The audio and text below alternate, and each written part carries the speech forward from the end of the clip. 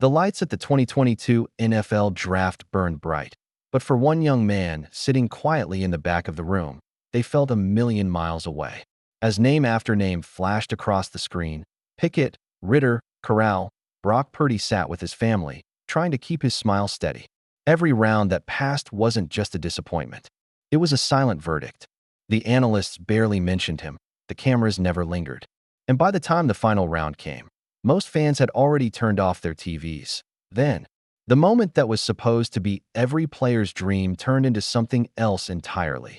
With the 262nd pick in the 2022 NFL Draft, the announcer said, voice echoing through a half-empty room, the San Francisco 49ers select Brock Purdy, quarterback, Iowa State. A few claps, a few shrugs, and then silence, the final pick. The last name called. The label no athlete ever dreams of. Mr. Irrelevant, he smiled politely for the cameras. A small, humble grin. But inside, something cracked. It wasn't anger. It wasn't bitterness. It was something quieter, sharper. The feeling of being underestimated for the 1000th time. When he hugged his parents afterward, his father whispered, "Doesn't matter where you start, son. Just what you do when they give you the ball." Brock nodded. But deep down, he knew. Nobody was planning to hand him that ball anytime soon. San Francisco wasn't exactly the place where rookies made their mark. The 49ers had stars. Trey Lance, the golden-armed future of the franchise. Jimmy Garoppolo, the handsome veteran who had already led the team to a Super Bowl. And somewhere, buried deep on the depth chart, was Brock Purdy, the name nobody remembered. The guy nobody expected to see. His first few months felt like a dream he wasn't allowed to wake up in. Every morning he showed up early, carrying his helmet like an intern holding coffee. He watched the veterans laugh, the media cameras crowd around the stars. When practice started, he ran scout team drills, tossing passes nobody cared to record. The only time people really noticed him was when he mimicked opposing quarterbacks during prep sessions. And yet, every night, long after the facility lights dimmed, Purdy stayed behind, watching film, writing notes, rewinding plays until he could see the defense's eyes before the snap. He wasn't fast. He wasn't flashy. But he was obsessed. Teammates started whispering about him quietly. "Kid knows the playbook better than most starters," one lineman said. "Yeah," another replied. "But that's never going to matter. He's not seeing the field." They were right, until everything went wrong. December rolled in cold and brutal, bringing with it the kind of chaos no team prepares for. Trey Lance was already gone, a fractured ankle early in the season. Then came Jimmy Garoppolo's turn, an awkward hit, a scream, a silence that felt like a funeral. The 49ers' locker room was stunned. Their playoff hopes were hanging by a thread. Coach Kyle Shanahan stood in the hallway, phone pressed to his ear, face pale. He turned to his staff and said the words nobody expected. "It's Purdy time." When the message reached Brock, he didn't even flinch. He just took a deep breath, nodded, and started taping his wrists. The veteran trainers glanced at him like he was walking into a fire with no fear, or maybe just no idea how hot it really was that Sunday. As he jogged onto the field for his first NFL start, the stadium crowd buzzed with confusion. Most of them didn't even know who he was. Cameras zoomed in on his nameplate, as if confirming the spelling. Commentators called him the rookie from Iowa, like they were introducing a guest star who'd vanish by halftime. But Brock Purdy wasn't there to survive. He was there to belong. The first few snaps were chaos. The speed of the game hit him like a freight train, linemen exploding around him, defenders moving faster than film ever showed. He took a hit that rattled his ribs and another that blurred his vision. For a brief second, doubt crept in. Maybe this was too big. Maybe they were right. And then, something clicked. Midway through the second quarter, facing 3rd and long, Shanahan called a simple play, one Purdy had run 1,000 times in practice. Quick read, short drop, tight window. He took the snap, looked left, and felt the rush closing in. Then, like a reflex, he rolled right, eyes scanning, body calm. A linebacker lunged. Purdy sidestepped, planted, and fired across the middle. Completion. First down. The crowd roared, a mix of surprise and disbelief. It wasn't a touchdown. It wasn't a miracle. But it was proof. The rookie nobody wanted had just delivered a perfect strike in the heart of the storm. From that moment on, something shifted. The sideline that once looked nervous now leaned forward. The veterans who barely knew his name started clapping, shouting encouragement. On the next drive, Purdy connected with Brandon Ayuk for a deep completion. Then another, and another by the end of the game.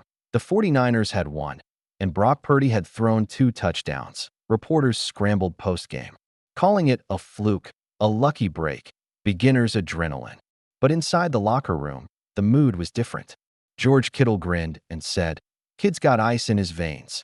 Deebo Samuel patted his shoulder. Even Shanahan cracked a smile, the kind that said, "Maybe this isn't temporary." That night, when everyone left, Purdy stayed behind. Again, the stadium lights were off. The air was stilled. He stood on the 50-yard line, helmet dangling from his hand, and whispered to himself, "They called me irrelevant, but I just made them watch." The next few weeks were like a movie on fast forward. Purdy didn't just fill in, he took over. Each game was a test, each drive a declaration. Against Tom Brady and the Buccaneers, he didn't blink. Against the Seahawks, he didn't falter. Against the Cowboys, under the brightest lights, he didn't just play. He led. Every throw, every decision carried that same calm defiance that he didn't yell. He didn't boast. He just executed. But as the wins piled up, so did the pressure. Analysts began searching for cracks. He's just a system guy. It's Shanahan's genius, not his talent. Wait till he faces real adversity. They were waiting for him to fail, and deep down, Purdy knew it. Yet, every Sunday, he walked onto the field like a man on a mission, unshaken, unbothered, unafraid. Because for him, this wasn't about proving people wrong. It was about proving himself right. Then came the night that changed everything. The NFC Championship. The dream. The chance to rewrite destiny. But fate had other plans. One brutal hit. A defender's helmet crashing into his elbow. And in an instant, everything went dark. Pain shot through his arm like fire. His grip vanished. His dream wavered. He tried to throw again. The ball barely left his hand. Trainers rushed in. The sideline went silent. And just like that, the man who had turned Mr. Irrelevant into a legend stood helpless. Watching his team's season slip away. It wasn't supposed to end like this. He sat on the bench, arm wrapped, eyes fixed on the field. The camera caught his face, not broken, not defeated, just still. The calm before another storm. Because deep down, Brock Purdy wasn't thinking about the pain. That he was thinking about the next snap, the next chance, the next climb. That night, when reporters surrounded him, asking how it felt to fall short, he simply said, "It's not over. It's just paused." And as he walked out of the locker room, the hallway lights flickering above, he whispered the same words his father told him years ago. "It doesn't matter where you start, just what you do when they give you the ball." Because Brock Purdy knew they were going to give it back, and when they did, the world would finally see that the quarterback nobody wanted was the one destiny had been waiting for all along. The sun rose over Levi's stadium like it always did, calm, steady, indifferent to the chaos below. But for Brock Purdy, that morning light carried something different. It wasn't just another day at training camp. It was a resurrection. The crowd of reporters outside could smell it, the storyline that refused to die. Can Purdy do it again? They whispered. Is he still the same after the injury? He walked out of the tunnel wearing the same quiet focus that had defined him since day one. No theatrics, no speeches, just the same calm eyes, the same tucked chin, the same composure that seemed to unsettle even his own teammates. Because everyone in that locker room knew what it meant to have Brock back under center. This wasn't just the return of a quarterback. This was the return of belief. The 49ers had been through enough heartbreak to fill a library, dominant seasons, tragic collapses, endless almosts. But when Brock Purdy stepped back onto the field that summer, the atmosphere shifted. It wasn't hope. It was conviction. Players talked about it in hushed tones. The way he carried himself, the way he didn't need to raise his voice to command attention. George Kittle joked, "He's 23 going on 40. Trent Williams called him the calm in every storm. Even Kyle Shanahan, usually tight-lipped, admitted to reporters, "He makes everyone around him breathe easier." It wasn't about stats. It wasn't even about arm strength or athleticism. It was about faith in a player who had turned humility into a superpower. Still, outside the locker room, the critics sharpened their knives. System quarterback, they said. just a product of Shanahan's scheme. He can't win the big one. And like clockwork, every analyst, every talk show, every doubter returned, louder, meaner, more certain. But Purdy didn't fight back. He didn't post motivational quotes or take shots at haters. He just kept his head down and went back to work, because that's what he'd always done. Week 1 arrived like thunder. Cameras, commentators, national headlines. Everyone watching to see if the fairy tale was over. But from the very first drive, Purdy made a statement that silenced the noise. Play action. Drop back. Pocket collapsing. Boom. Dart to Deebo Samuel. First down. Next play, pump fake. Sidestep. Precision throw to Kittle. The 49ers offense moved like a machine with a human heartbeat by the end of the game. He had thrown 3 touchdowns and 0 interceptions. The same talking heads who called him lucky were suddenly tripping over each other to find new adjectives. Efficient, poised, remarkable. But to those who watched closely, there was something deeper happening. Purdy wasn't just winning games. He was teaching the team how to trust again. As the season rolled on, the legend grew. Every week, he dismantled defenses that underestimated him. Every week, he turned doubt into data. His chemistry with Deebo and Kittle became surgical. Routes timed down to the millisecond, audibles whispered like telepathy. It wasn't flashy football. It was disciplined chaos. And yet, for every victory, the narrative still chased him like a shadow. He's not elite, they said. He's just lucky to be surrounded by talent. It didn't matter that he led the league in completion percentage, or that he had the highest QBR since Tom Brady's prime. They wanted a meltdown. They wanted proof that he was human. They got their wish, or so they thought. Mid-season. Rain falling sideways. 49ers trailing in the fourth quarter against the Eagles, the same team that had ended their Super Bowl dreams. Purdy's jersey was soaked, his elbows still taped from the surgery months ago. Every throw hurt. Every step burned. With 2 minutes left, down by 6, Shanahan looked at him and said, "You good?" Purdy nodded once. No words. Just that same calm fire. The drive started ugly. A false start. A sack. The roar of a hostile crowd that wanted to see him crumble. But Purdy didn't blink. He called the next play, took the snap, and stood tall in the storm. First throw, quick strike to Brandon Ayuk. Second, rollout. Sideline laser to Kittle. Third, deep shot downfield. Perfect spiral through rain. Caught by Deebo at the 10 timeout. 25 seconds left on the sideline.